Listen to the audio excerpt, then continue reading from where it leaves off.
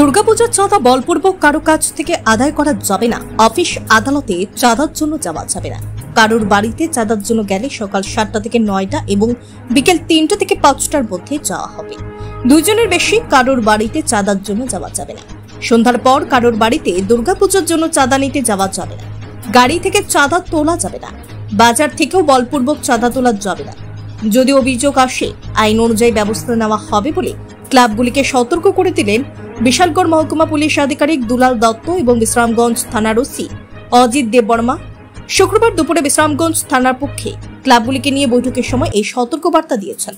চাঁদা জোর করে ডিমান্ড করে তাহলে যদি কমপ্লেন হয় আমাদেরকে একদম পরিষ্কার ইনস্ট্রাকশন আসে অথরিটি থেকে, সেখানে আমাদের কনসিডার করার কোনো ধরনের এখানে কারণ থাকবে না। আমাদের কেস নিয়ে অ্যাজ পার ল অ্যাকশন করতে হবে। তো এই বিষয়টা করবেন না। গত বছর আমি এখানে পাইনি, যদি দু একটা আনরিপোর্টেড থাকে এরকম, এবার করবেন না। এটা আপনারা একদম সতর্ক হন। আর চাঁদার ক্ষেত্রে কোনো অফিস আদালতে আপনারা যেতে পারবেন না এবং বাজারেও যে চাঁদা তুলবেন বিভিন্ন ধরনের অবসর আছে, ফোর্স মানে জোরাজুরি বা খারাপ ব্যবহার এগুলি করা যাবে না। যে যা খুশি হয়েছে পূজা করবেন, মায়ের আরাধনা করবেন, মানে রাগারাগি করে কোনো চাঁদা নেবেন না। আর বাড়ি ঘরে যাওয়ার ক্ষেত্রে 7টা থেকে 9টা, বিকালে 3টা থেকে 5টা, সন্ধ্যার পরে কারোর বাড়িতে যাবেন না। দুইজনের বেশি না যাওয়ার কথাই বলেছে কালকে ডিস্ট্রিক্ট অ্যাডমিনিস্ট্রেশন থেকেও। 2 বা 3-এর বেশি কোনো চাঁদা তোলাতে যাবেন না, একদম দল বেঁধে। এটা একটা খেয়াল করবেন।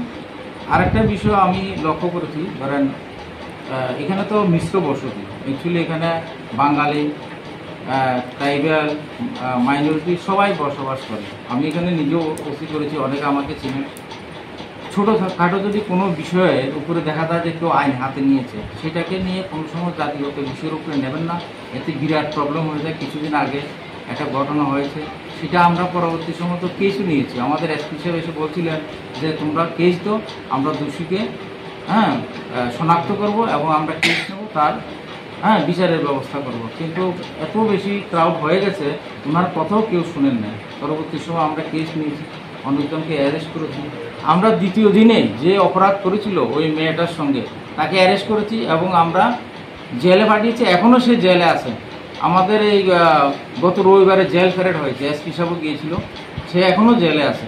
যদি সাক্ষীটাকে ঠিকভাবে দেয়, আমরা এটা কাস্টডি ট্রায়ালের জন্য বলেছি এবং সেটা সাজা হবে। তো আপনি কি খুঁজছেন বিশুদ্ধ পানীয় জল? তাহলে আজই বেছে নিতে হবে অত্যাধুনিক প্রযুক্তি ও পরীক্ষা নিরীক্ষার মাধ্যমে প্রস্তুতকারী পানীয় জল একমি। বিশুদ্ধ জলে সুস্থ জীবনের মূল চাকাঠি। Acme packaged drinking water. Bureau report, news Tripura 24।